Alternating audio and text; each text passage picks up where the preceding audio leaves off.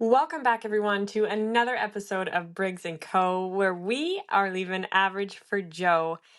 I am so excited to introduce you all to my mother, Lisa Gibbins, who I am the utmost grateful for to take time to come onto the podcast and chat with me about her time working for the federal government and the leadership roles that she has taken in that career path, as well as juggling being a mother, being a wife, her thoughts on sports in somebody's life early on. I mean, this chat really touches on many chapters in someone's life and is highly relatable no matter who you are, whether you have a mom, if you're a mom thinking about being a mom, if you're a female in the business world.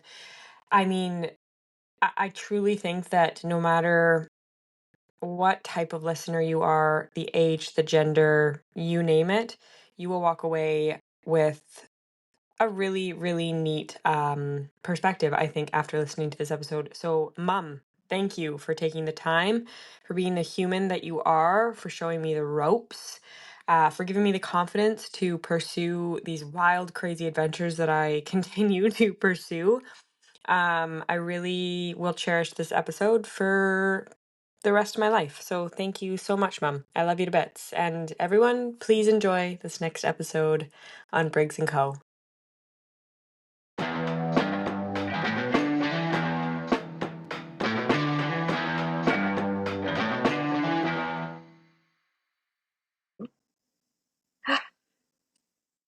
Yay!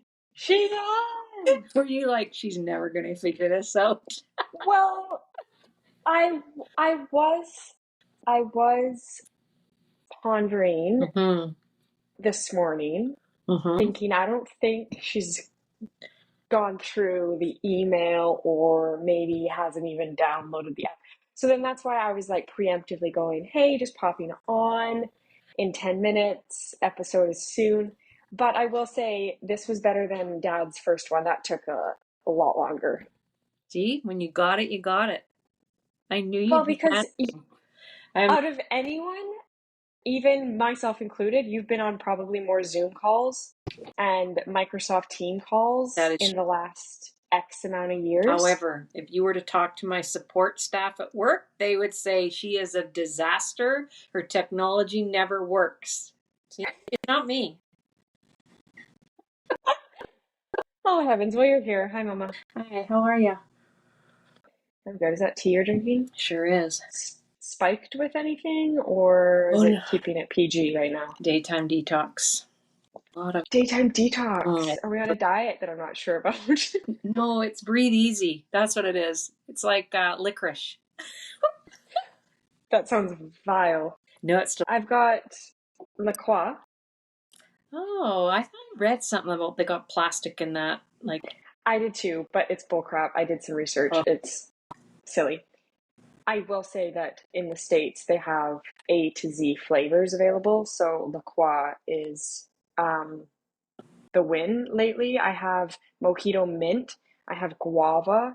I had coconut and key lime. Yum, all of it. They were pretty good.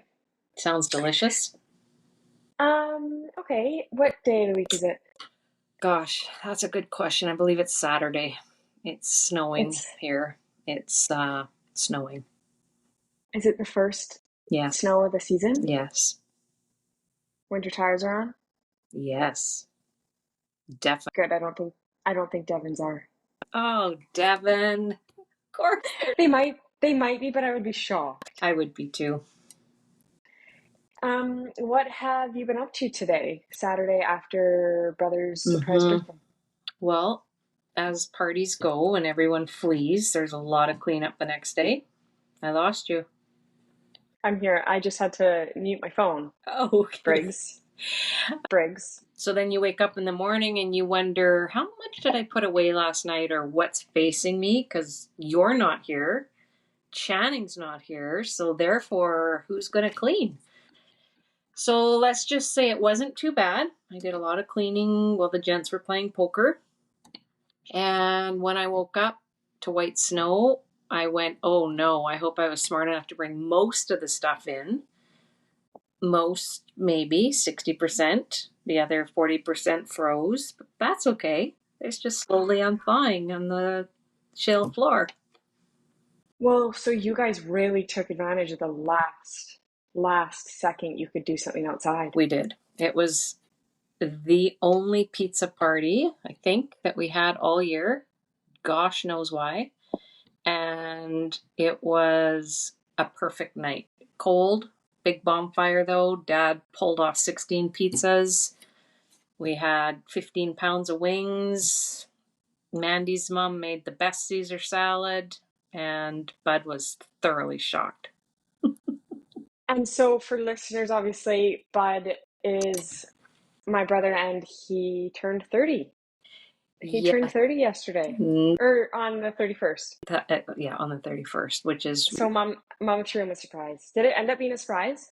it was a surprise. It was the first surprise party he's ever had. And so to actually have pulled it off was quite a feat. He was definitely surprised. He was a little shocked at first. Oh, that's special. It was, That's special. yeah.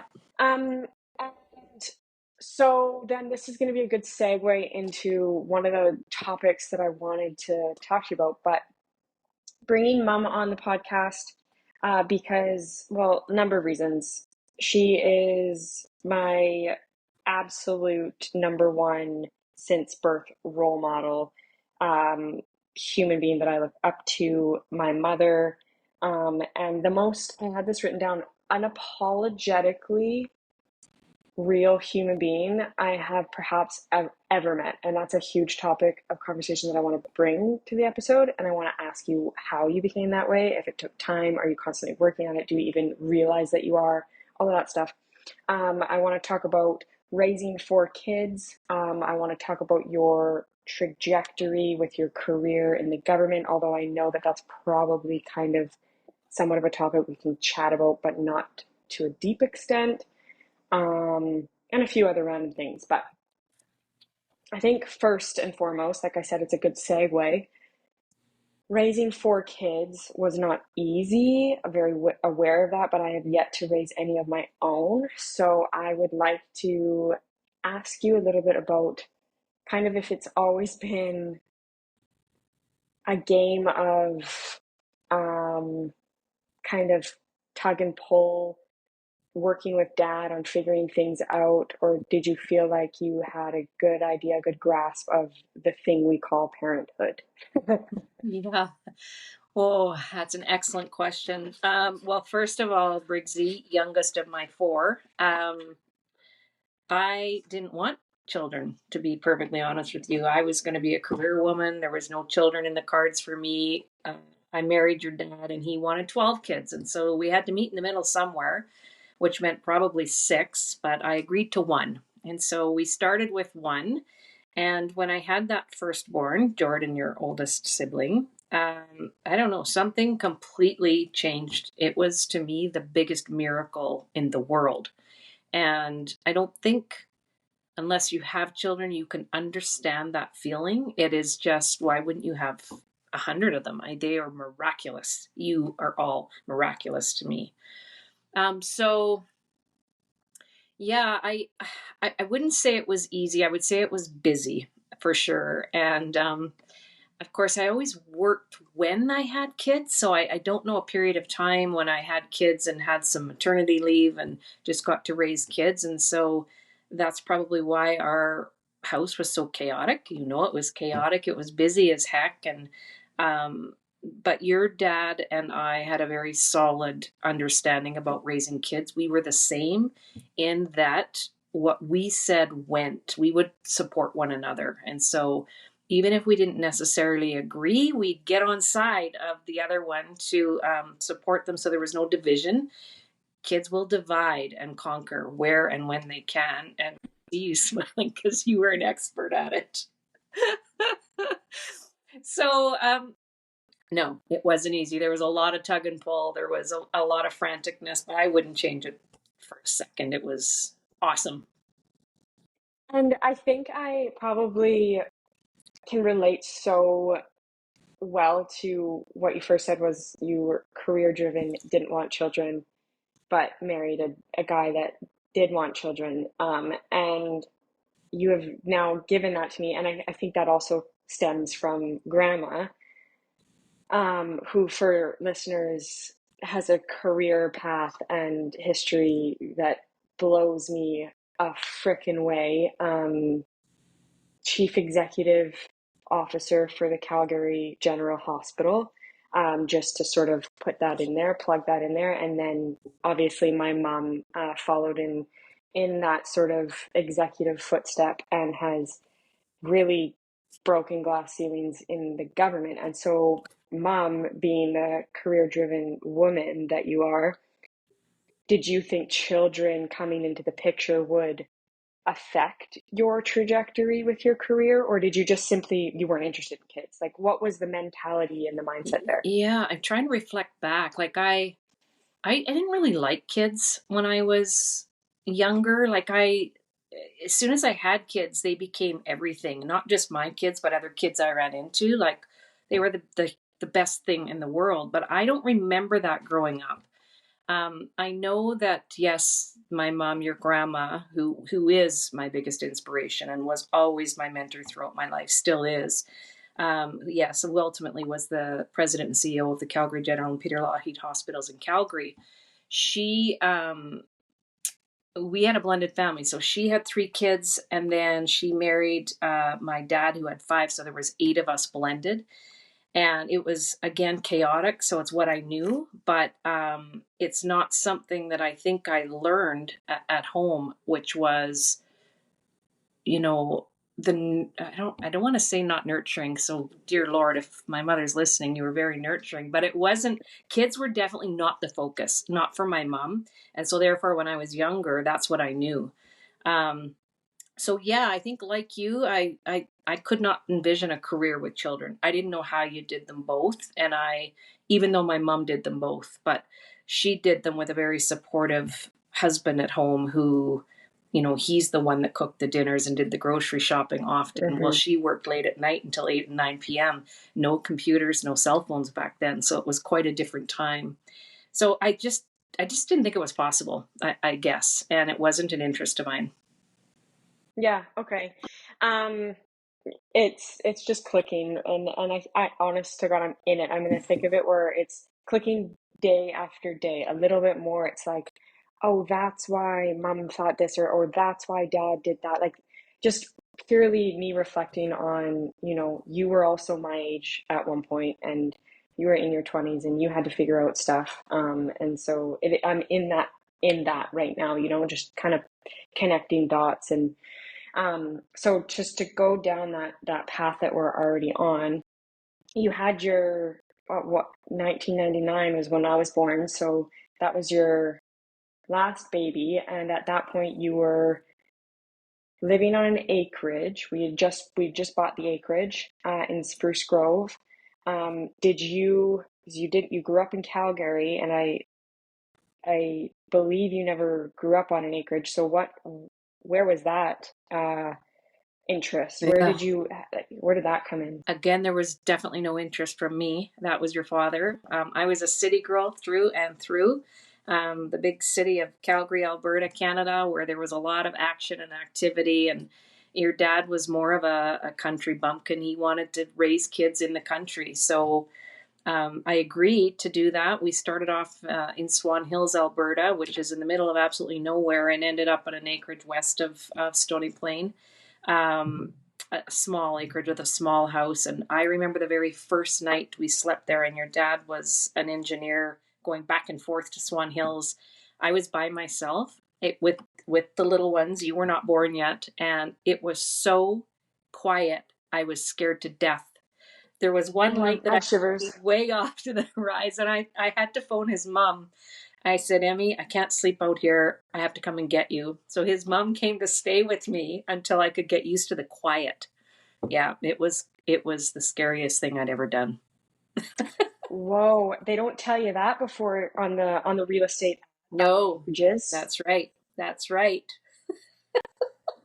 Oh gosh. Okay, so then, and we've had episodes where Dad has, spoken about his travel back between Swan Hills and home, and you two really working together, good, strong partnership, at least from my eyes, to figure it all out. You put us kids into every sport known to mankind. Is that because you did sports when you were young? Did you actively want us to do sports for another reason that you had in the back of your head? Like, Yeah, what was the motive there? I can answer that one. Sports to me, I was not in many sports when I was young. And if I did start a sport, I was older than the rest of the kids that started them. So I was always the worst. And it was a difficult thing to overcome in terms of confidence as a young person and going into your teenage years. I remember my mom dropping me off when I was 12 years old at the Calgary Winter Club, which was a fitness facility, and saying, I've enrolled you. And I said, you've enrolled me in what? And she said, synchronized swimming. I said, oh my God, no. I see those swimmers do laps every night. I'm not doing that. And she didn't give me a choice. She said, you're doing it. I cried my eyes out. I was so upset and I was devastated for a month. She finally agreed, if after 4 weeks of trying this, you truly don't want to do it, then you can quit. Well, I didn't quit. I continued swimming, and I was way behind my peers. They all started when they were young, and it was a very steep learning curve for me, both athletically but also emotionally, as you reconnect with peers as you go into your teens, and your dad didn't have an opportunity as well to do a lot of sports. We both were raised in families that didn't have a whole lot of extra money, and so being in multiple sports wasn't an option. So whatever it took, in my mind, you kids were going to have the opportunity to try out everything at a young age and then figure out what it was you wanted to pursue. And we would work as hard as you would work, as you recall us saying. And so I think that's why I wanted you to have a taste of all of it. What is it that strikes your passion? Because you need passions through life, but you particularly need them, passions and confidence, as you are a young child moving through childhood into adolescence, because that really makes a difference for sure. And I mean, the social skills that it teaches you, the dynamics between coach and teammate, and um, you know, I do think though that you had the family, we just had a relentless competitiveness that was established within, I think, internally.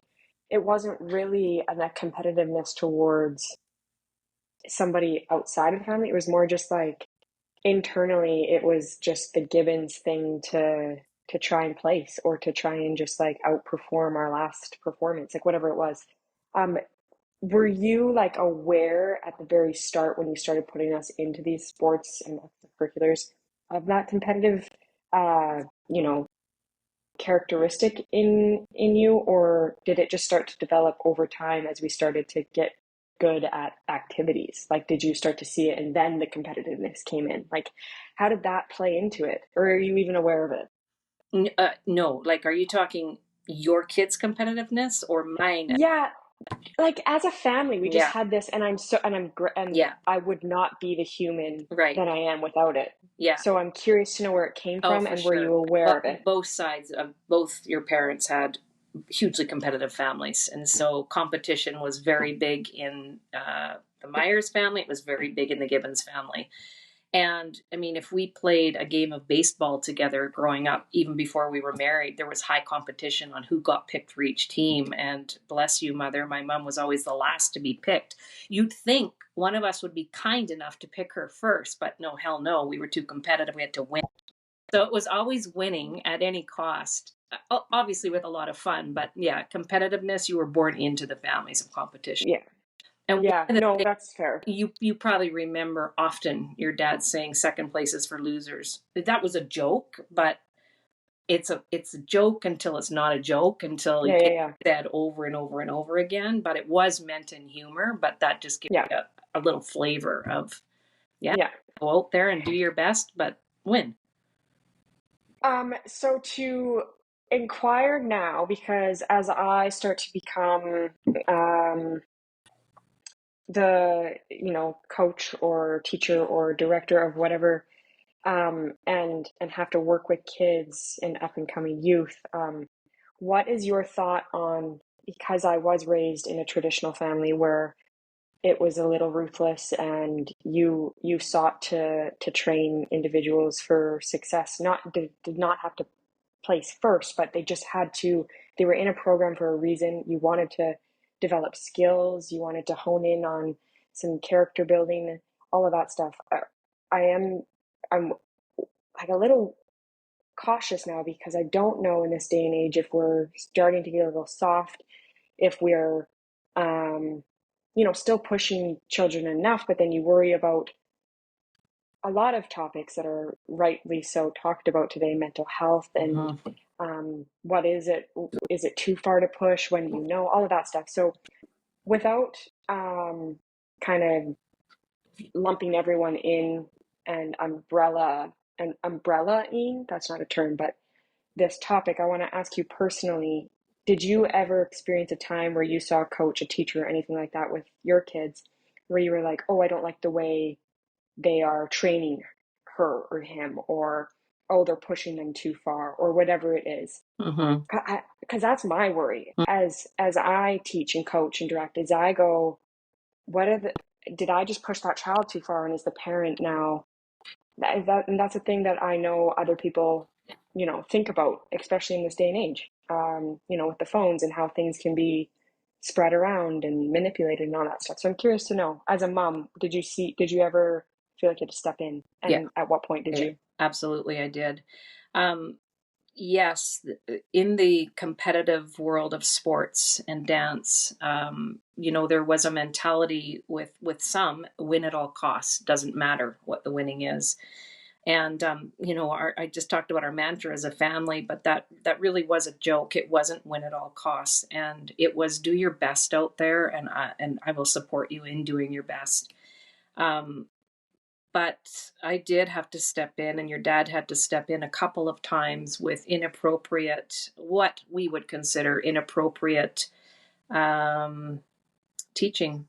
In that a teacher needs to consider who the person is. Not everybody is the same. And I understand when you go into coaching or teaching, you want the best of the best and you want to cross that finish line and get on the podium, but that is not what it's about.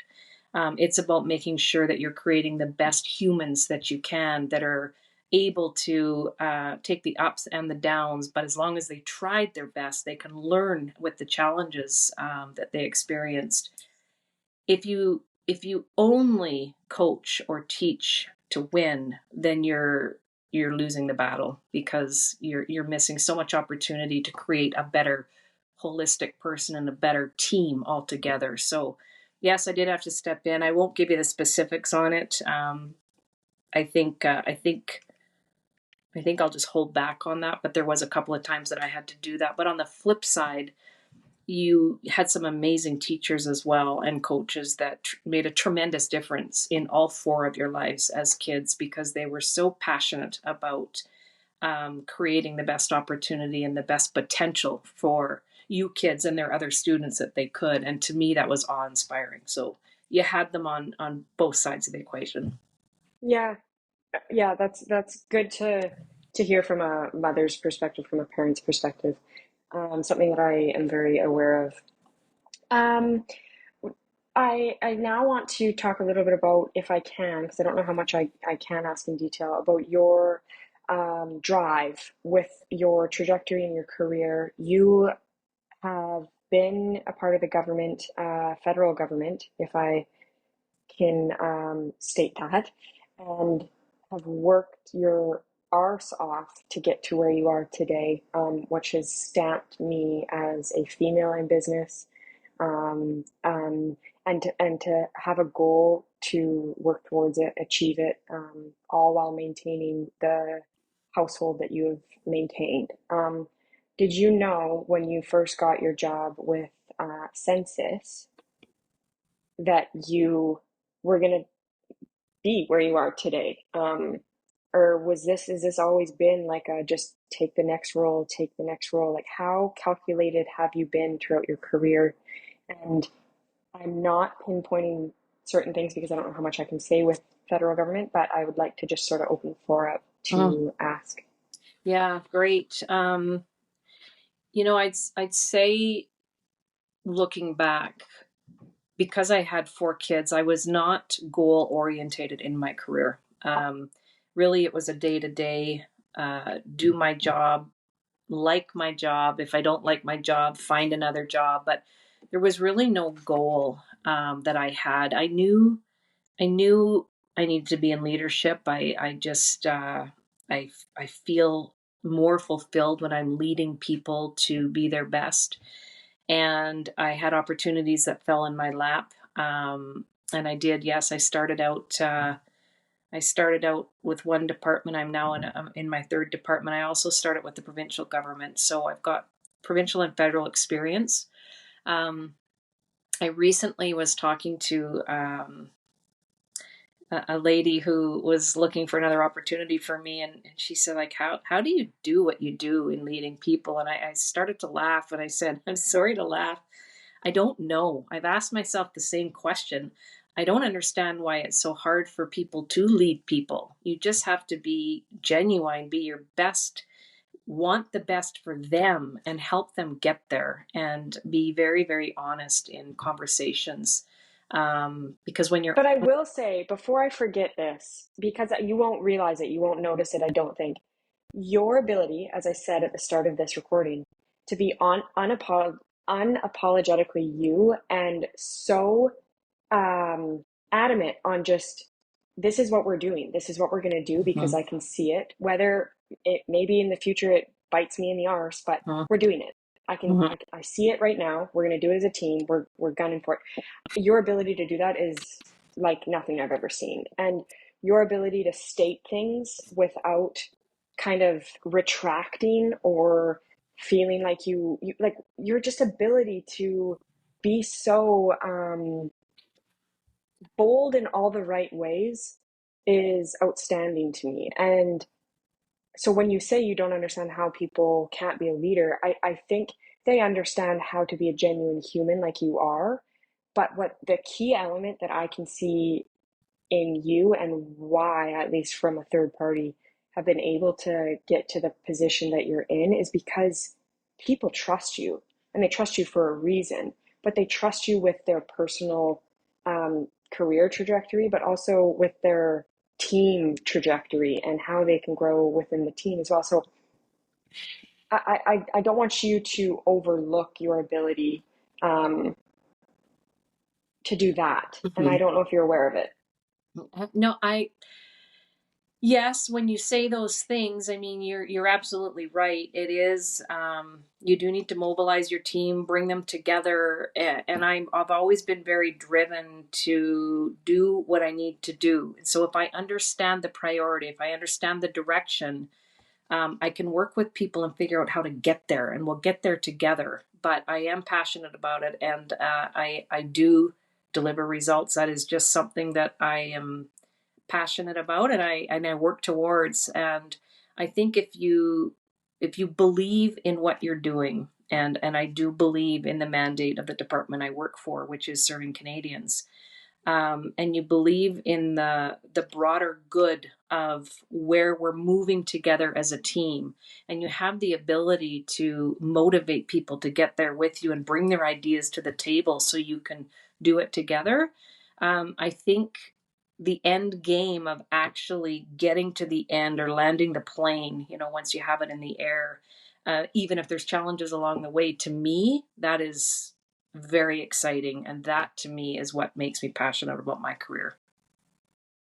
Mom, can I ask for you to share with listeners just some of the career highs that like the highlights that you've had, the positions that you've taken on?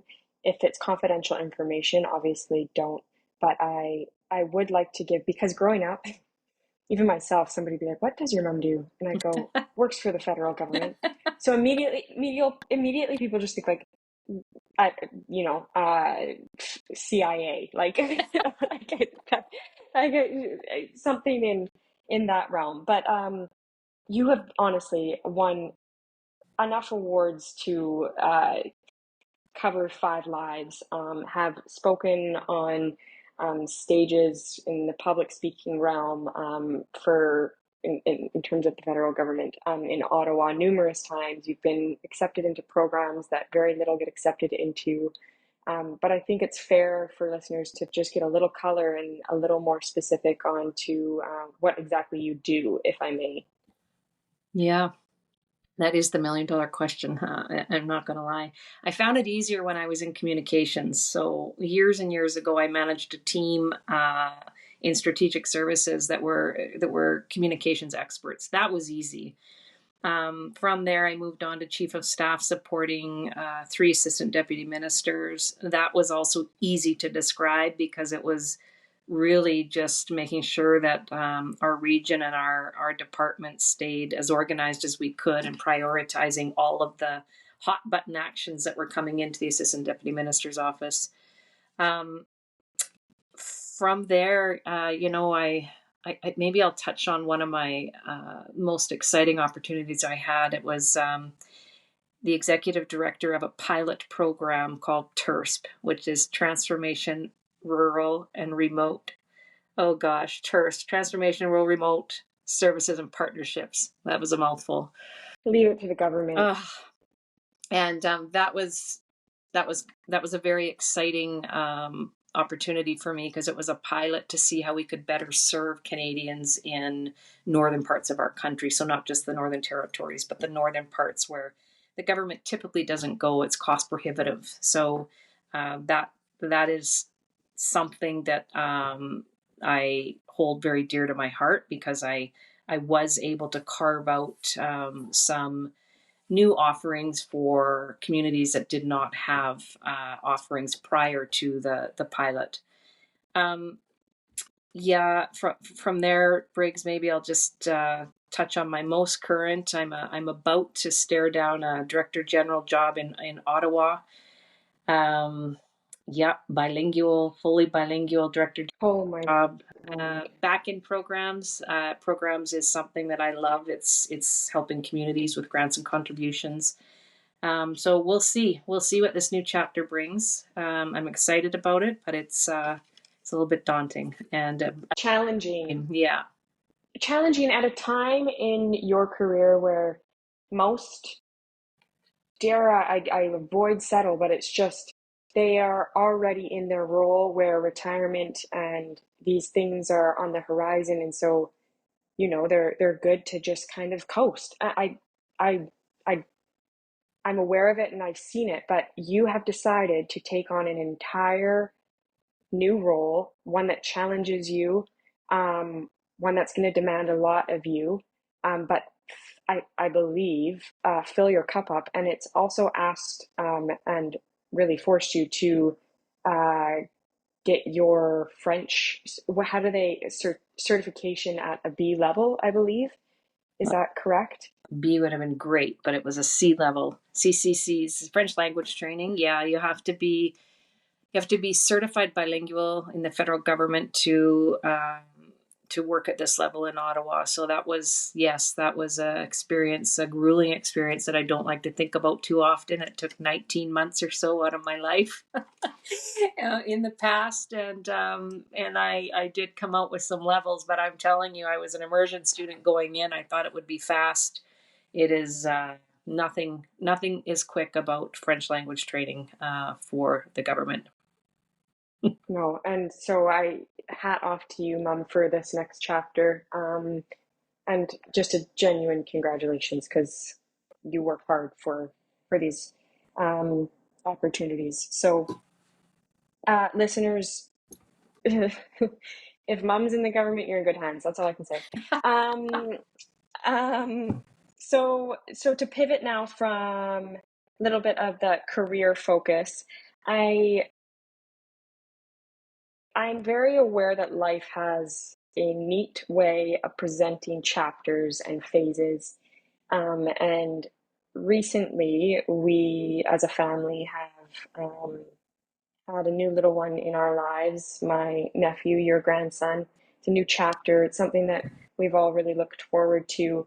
Um, did you, was this something that you have been aware of for the last chunk of years, sort of this time in your life coming up with celebrating grandkids and expanding the family and all of this stuff? Because we have weddings, we have, you know, this new thing, these new things coming into our lives.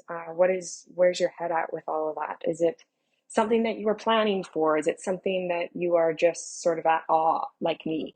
Yeah, I think I'm at awe. No, I wasn't planning for it. Life goes far too quickly. And earlier today, I was down in that dark dungeon of a basement of ours, trying to organize a little bit. And a lot of your kids' toys are down there. And I was reflecting about how fast life goes and how fast children grow up. So to have little Frankie in our lives, who is just the absolute sweetest boy, is not something I prepared for or planned for. It still seems like you kids should be in my house. It just goes in the blink of an eye, but I'm excited about it. I'm excited about the future for all of you. You all have your wings and you're doing things in different ways, living your best lives. I know children are a part of it in the future, and so is marriage for all of you. So to me, that's very exciting. There's I'm not gonna lie, the Gibbons love a good party, and we're gonna have a few of them. But no, I did not plan for it. I'm just enjoying it as it comes. Do you have any advice for, because I put myself into rooms full of various people at various ages, at various stages of their life. I do it because I actually realized this the other day. It's, I think, a coping mechanism for being okay with how unokay my I am. Like, I don't mean that in a bad way, but like your 20s, right? So you're not here nor there. You don't know, you're no longer, you know, in that space where you can make mistakes as a high schooler and fool, like you're trying to build a career but also still youthful and all of that stuff. So I put myself into positions where I can hear from people that I idolize, people that I don't idolize, so that I can decompartmentalize, you know, kind of what I'm supposed to feel and what I'm not supposed to feel, and just figure things out. Mm-hmm. And so, do you, to sort of loop all the way back to my initial point, have any advice for anyone that is either challenged with a feeling of not sure what they should do, whether that be career wise, or they're just feeling like there's a little bit of a rut, whether it be they're in a house that they want to move, um, they're with a partner that they want to, like, just they're in a position where they're not sure, it's feeling a little ruddy. Mm-hmm. um, because I know that you've navigated through so many different phases in your life, I'm curious. Yeah. Yeah, I would say, and this comes with perspective, age and perspective. And I know that many people find themselves in a rut and not sure if they're doing the right thing, and maybe not particularly overjoyed with their day to day, whether it be home life or work life. Usually it's work life, but it could be both. I would say find your courage and make some changes, because you won't know what's around the corner unless you peek around that corner. And if you just sit back and wait for life to come to you, you're going to be sitting back your whole life. So I would say, corny as it may sound, seize the day and shake things up, and be curious. So courageous and curiosity are two things that I would offer on that one. What are your thoughts on traveling? So I have it as two perspectives here. Traveling as a young adult, but then also traveling as a family if you can to other parts of the world. So I was gifted with the opportunity to travel to, Istanbul, to Greece, to Russia, because somehow you gathered the funds to take us there. I know that that is not something that everyone is able to do, but it had carved a path in my life that I wasn't aware of until I became a young adult. So, what are your thoughts on that topic, just traveling in general and what it does for a human? Yeah, you have to travel. Do everything you can do to travel. Travel as often as you can. Definitely as a young person, it will help shape who you are and become as a young human to travel this world. It opens your eyes to the way of life of others around the globe, different cultures, the diversity that exists amongst all of us. We are in a mosaic in Canada, and we have people that have come here from all over the world. When you travel outside of Canada and you start to see a lot of the Canadians' birth countries where they were, you get a far better understanding of how the world goes round. You get a far better appreciation for other cultures and other parts of our world. And I think you bring home a sense of a profound gratefulness for being Canadian, but also a deep love for people in general, because people are so kind. Most people are so kind, and you see that when you do travel the world. And so, traveling for sure as a young person, but yes, as a family, you're right. I mean, it wasn't easy. 4 kids traveling as many times as we did. We sacrificed for that. We did a lot of saving to do that. But as you've said it now, you're in your 20s, you're the fourth of four. You appreciated that and you have takeaways from that. And so, yeah, I'm a huge proponent of travel. Yeah, man, I'm so grateful that you gifted us with those journeys. Um, would you say that your, I don't want to say best years, but do you think your, yeah, okay, just to generalize it, best years are behind you or ahead of you, would you say? Gosh, that's a great question. I'd like to say they're ahead of me, but I think it's because I have such a positive outlook on what's ahead. But I for sure would say the best years were when I had my kids at home, no question about it. Um, but I've got a sprinkle now of a grandson and a sprinkle of watching one of my children enjoy motherhood, and so to me, I just think it just keeps going. And but there's more that comes into our family. I mean, you're all with partners that I love.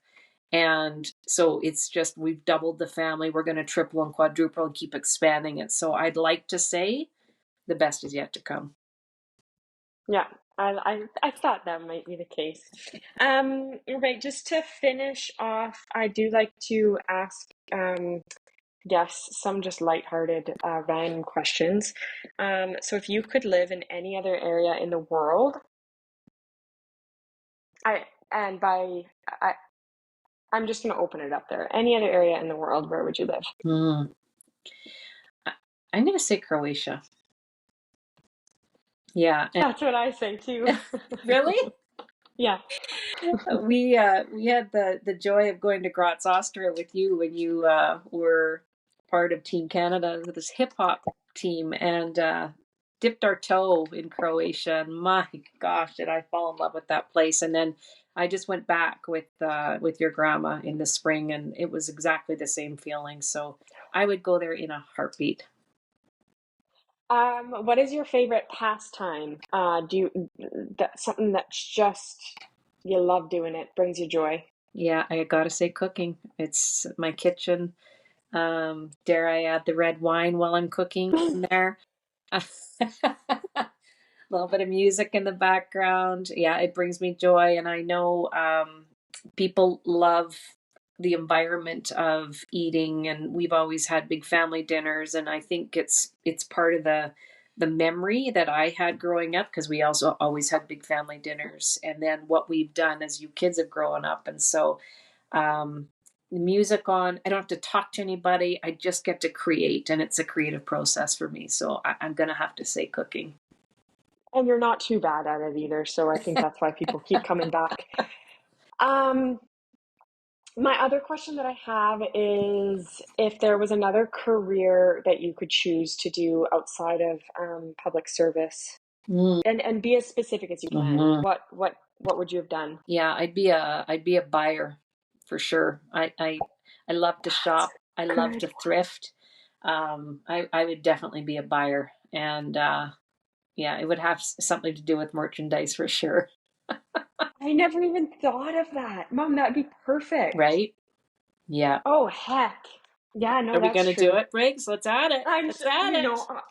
honestly, I can't afford it. There's no more mega wants I or see a whatever. spot in the back of your head there where that idea fits. Oh God. Okay.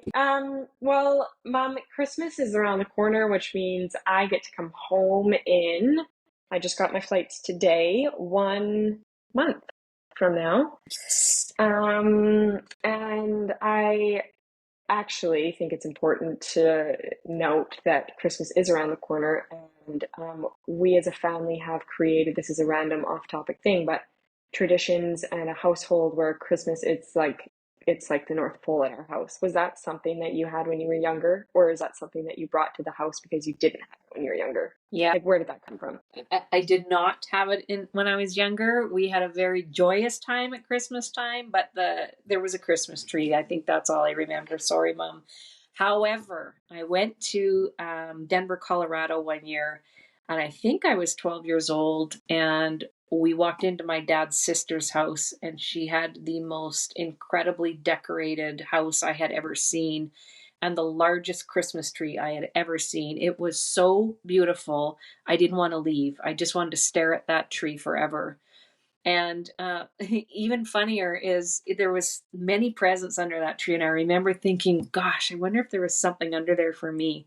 I think it's the first time I had met this lady, honestly. And of course, there was this little tiny wrapped present for all the kids, and the impact of that, I think, was my trajectory to making sure our house was just the North Pole, as you described it. The North Pole. Yeah, that was definitely the impetus for the change. Was Auntie Jerry's house. That's pretty special. I've never heard Yeah, that story before. That's yeah. pretty cute. Okay, Mama. Well, I am gonna let you go, but this, along with recording with Sister Jordan and Dad, and now you, it's the most special opportunity that I get to have because it's time to sit down and pick your brain and see what it was like as a young individual and then growing up, and the trajectory that you had in your career and raising kids. I mean, it's all outstanding to me, and I'm so grateful for all of the sacrifices you did for our family. So thank you for joining me today and spending a little time. Thank you, Briggsy. Very proud of you. Love you and miss you. Love you, Mama. Have a good rest of your Saturday. Bye-bye. That's it. That's all on this week's episode of Briggs and Co. That was a super freaking special episode for me. I hope you all enjoyed it. Please let me know in the comments of this episode or shoot me a message. Let me know if you're liking the podcast, if you're liking the guests I'm bringing on, the topics I'm talking about. If you have any suggestions, any recommendations for people that you want me to converse with, to meet with, for topics that you want me to explore more, I am so open. And the only way that I can grow this platform or this podcast is by your interaction, and I really don't know how it's being received unless I hear from you. So please don't be afraid. Good, bad, ugly, whatever it is that you have to say, just say it. I'd love to hear it in the comments or in my messages. You can also reach me via email at admin@briggsandco.ca if you liked this episode or any of the other episodes. Don't be afraid to give it a little share. I would truly, truly appreciate it.